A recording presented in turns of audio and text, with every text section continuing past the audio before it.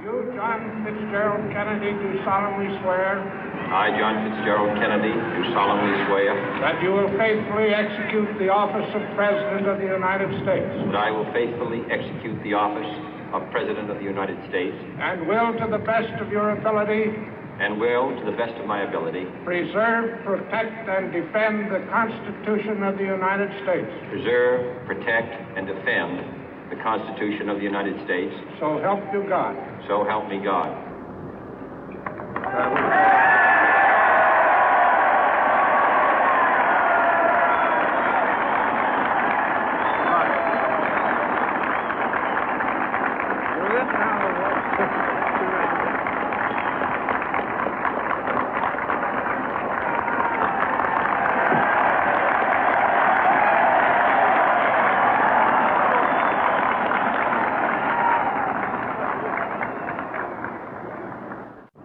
Vice President Johnson, Mr. Speaker, Mr. Chief Justice, President Eisenhower, Vice President Nixon, President Truman, Reverend clergy, fellow citizens.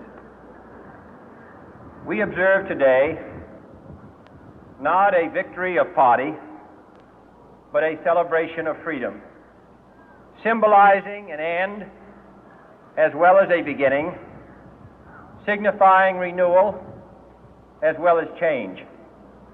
For I have sworn before you and Almighty God the same solemn oath our forebears prescribed nearly a century and 3/4 ago. The world is very different now, for man holds in his mortal hands the power to abolish all forms of human poverty and all forms of human life. And yet the same revolutionary beliefs for which our forebears fought are still at issue around the globe. The belief that the rights of man come not from the generosity of the state, but from the hand of God. We dare not forget today that we are the heirs of that first revolution. Let the word go forth from this time and place to friend and foe alike that the torch has been passed to a new generation of Americans born in this century, tempered by war, disciplined by a hard and bitter peace, proud of our ancient heritage, and unwilling to witness or permit the slow undoing of those human rights to which this nation has always been committed and to which we are committed today at home and around the world.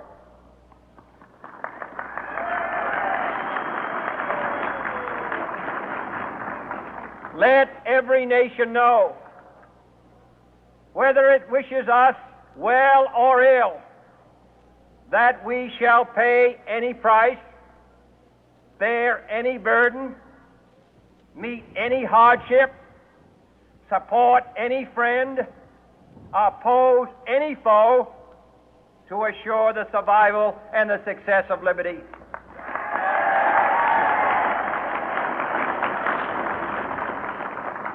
This much we pledge and more. To those old allies whose cultural and spiritual origins we share, we pledge the loyalty of faithful friends. United, there is little we cannot do in a host of cooperative ventures.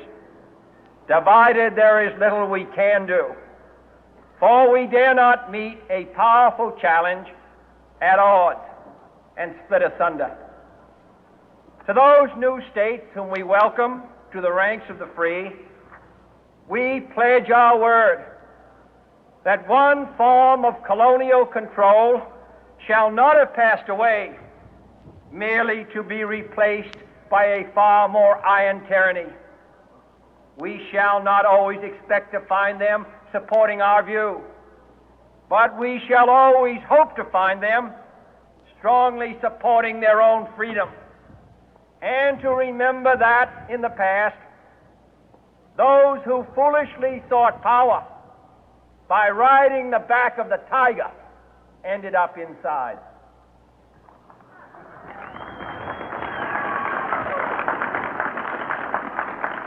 To those people in the huts and villages of half the globe struggling to break the bonds of mass misery, we pledge our best efforts to help them help themselves for whatever period is required, not because the communists may be doing it, not because we seek their votes, but because it is right. If a free society cannot help the many who are poor, it cannot save the few who are rich.